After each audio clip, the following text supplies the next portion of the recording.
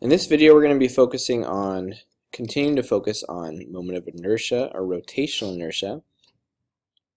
And in the last video, we talked about finding the rotational inertia of a point or a particle. Okay, and that is good, but it doesn't work for objects that have volume. Okay, and so we're going to do a couple different kinds of objects. We're going to start with a hoop or a ring. Okay, and the thing that's interesting that we have to pay attention to is for any shape, the moment of inertia is going to depend on the axis of rotation. And so we're going to start with this because this is the easiest one. So if the ring is sufficiently far enough away from the center and we're rotating it about an axis that is parallel or perpendicular to the radius, so we're kind of spinning it like this, kind of like you would for like a hula hoop, the rotational inertia is going to be the sum of mr squared for every little piece. And so if we make two assumptions, one that it has a uniform density and two that it's a uniform radius, well then the moment of inertia for this ring or this hoop is just equal to mr squared because all the mass is on the outside at the same distance away. Okay, but it's not always that easy, and so if we have volume, then we have to use this, that it is the integral of r squared dm. Okay, and so I'm going to show you two examples of this where we can calculate this.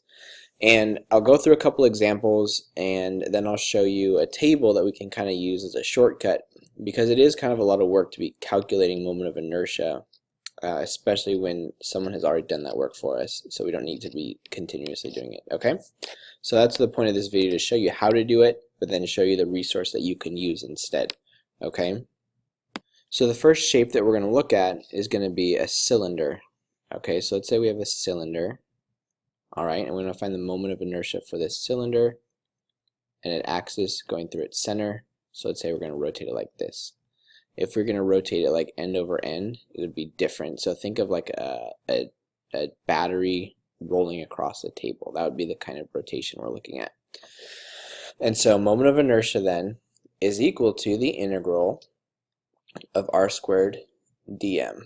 Okay, and so in order to integrate this, we're going to have to know what r is. We'll just say that it has some radius r, capital R, and we have to rewrite this integral so that we can integrate with respect to r. Okay, because we have the dm here right now. And so the approach that we're going to take is, if we were to take this cylinder and slice it into a whole bunch of smaller cylinders that are kind of stacked together to make one large cylinder, that's the approach we're going to take.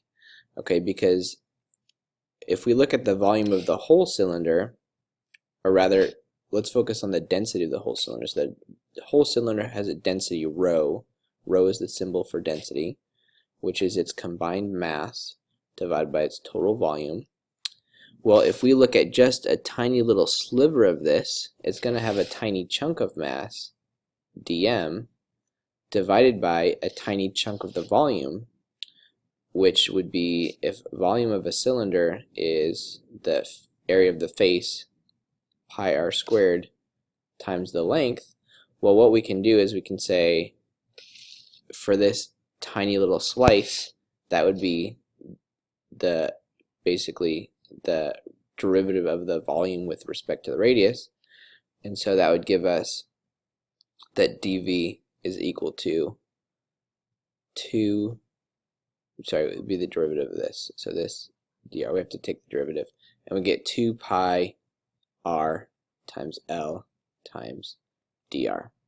Okay, and so this would be the derivative of the volume with respect to r, the cylinder, or the basically like the circumference of a slice, so the length of it times the length of the cylinder times the infinitely tiny width. Okay, and so that would be the derivative of the volume down here, so we could say, okay, that's 2 pi r L dr is equal to the density, rho, and so I can solve this for dm and then plug into here, so that dm is equal to rho times 2 pi r L dr. Okay, and so we have a whole mess of stuff, and we're going to simplify this really quickly, but we have to plug in here first. So this is then going to be the integral of r squared, and replacing dm with rho times 2 pi r dr. Oh, don't forget the L. Okay, and so now I'm going to make this a little bit easier so I can integrate. I'm going to integrate from 0 to r. So for the radius of this cylinder, there I have this third r here that I'll put right there, and then I can take all these other parts out and put them in the front before I integrate because they're all constants. So I'll put rho for density times 2 pi times L, and that's going to leave me in here from 0 to r. We're going to integrate r cubed dr. Okay, so we integrate this, and the integral of r cubed is going to give us 1/3 r to the 4th power, or sorry, 1/4 r to the 4th power. Apologies. And we want to evaluate this from 0 to r, and this is all times rho times 2 times pi times L. I can take this 1/4 and pull it out here too. And so that's going to give me rho times 2 times pi times L over 4, and then in parentheses, capital R to the 4th minus 0. Okay? And so we'll start simplifying here, getting things a little bit simpler to work with. First of all, this becomes 1/2, so that becomes a 2.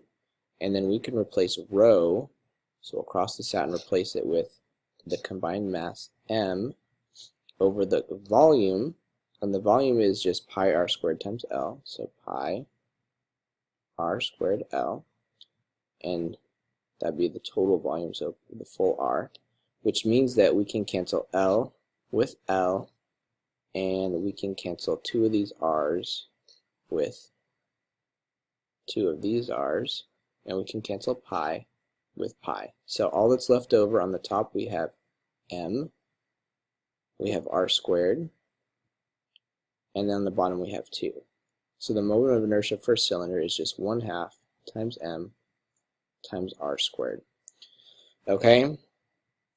I don't expect you to be able to do this, okay, but I think it's important for you to see it. Alright, so we'll do one more together, then I'll show you the shortcuts. Okay? And now that we've derived this for a cylinder, this is true for all cylinders that have uniform density, so there's no reason to continue to derive it for future ones. Okay, so for this next one, we're going to be looking at a uniform rod. So an example might be like a meter stick, okay, rotated about its central axis here. So we're like spinning it, we're twirling a stick basically. And we'll say it has some length L, and we're spinning it about its center. And so again here, we want to find moment of inertia. So I is equal to the integral of r squared dm, and we want to find the moment of inertia about its center. We're going to say it's a uniform rod, so it has uniform density. It means that if you take the ratio of the mass to the length, if the density is uniform, that means that the little chunks of mass at each point, the ratio of mass to length at each tiny little slice is going to be the same. Okay? And so we can say this. And so we can say that we will call this rho, even though it's not exactly the same as density. This is just the mass per unit length, but we'll use density as the placeholder here. Okay, and so we'll say, okay, then dm is equal to rho times dl, and we substitute in right there. So I is equal to the integral of r squared times rho density times dl. And so if we want to integrate this, we're going to integrate it from here to here, and so we'll call this negative L over 2, and we'll call this positive L over 2. So from negative L over 2 to positive L over 2, we can pull that rho out the front, and L and R essentially mean the same thing here, so we can call that dr instead, so these line up. Okay, and so we integrate, we'll pull the rho out to the front. The integral of r squared with respect to dr is going to give us 1/3 r cubed. We want to evaluate it from negative L over 2 to L over 2. But rho, the density right here at the front, And as we evaluate, we can replace rho with m over L, which is it is equal to the total mass over the total length. And we evaluate, so this becomes, we'll put the 1/3 out in the front too. And so this becomes L over 2 cubed minus negative L over 2 cubed, okay, which is the equivalent of, so L cubed over 2 cubed would be L cubed over 8. So L cubed over 8, and this becomes plus, because this is negative L cubed over 8 times negative 1. And when you add these together, 1/8 plus 1/8 is 1/4, so that's L cubed over 4 times m over 3L. And so this L is going to cancel with one of those, and then 3 and 4 is 12. So we get 1/12 mL squared for the moment of inertia for this uniform rod. Okay, and so here's another one that we know now. We don't have to drive again. And the rest of them I'm just going to give you. Okay, so if we look at the table here, this is a chart that you'll see in your book. Okay, here's the first one we did, a hoop about its central axis. Notice if you're going to spin it on a different axis, it has a different moment of inertia. Here's the other one, we did a cylinder, right, 1/2 mr squared. And then a thin rod about an axis through center, perpendicular to length. That's the other one we just did, 1/12 ml squared. Okay, and we made an assumption there that the radius was essentially infinitely small. If it does have a larger radius, we have to account for it right here, like in this one. But basically, these are all the kinds of shapes that we're going to use, and we're going to use combinations of these or variations of these. And so this is kind of the chart that we're going to use as a guide when we're calculating these. Okay, so apologies to drag you through those derivations. Hopefully it made sense a little bit. And from now on, we'll be using this table. So bookmark that page in your textbook.